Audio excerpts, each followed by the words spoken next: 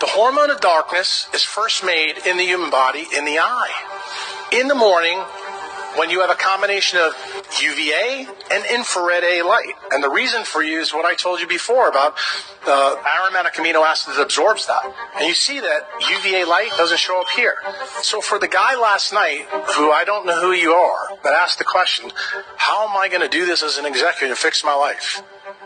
This is the key. You need to reconstruct your AM to fix your real problem. And that was what I had to do to my surgery schedule. That's why I stopped operating at 7 a.m. Started all my cases at 8:30.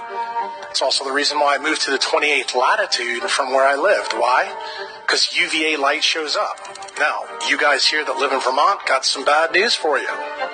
If you've got a mitochondrial disease, which most diseases are, you need that UVA light, and it shows up later here than it does in New Orleans. So guess what that means? You need more control of your life in the morning than any other time.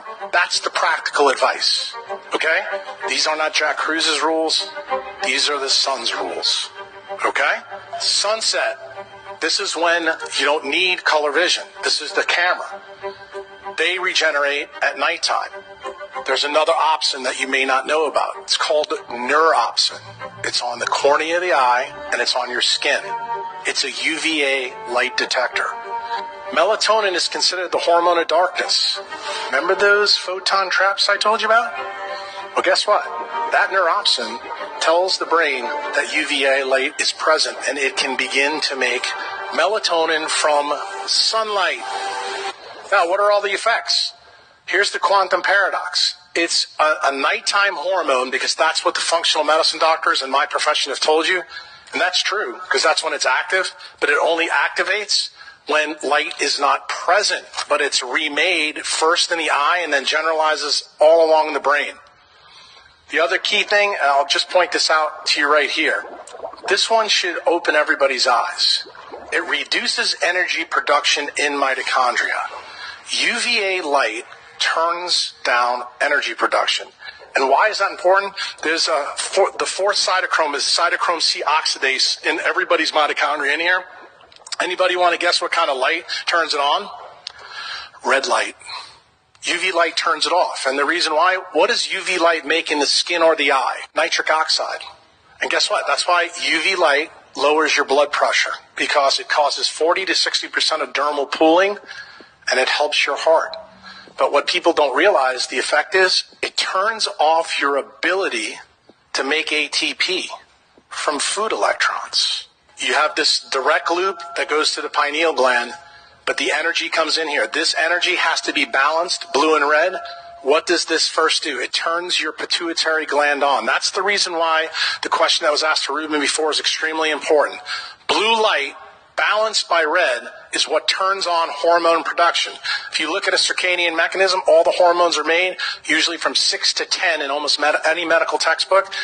They're assuming that you live around the 30th latitude. That's not true. It's different at different places, but it's a key. Anybody want a shocker? What turns off hormone production?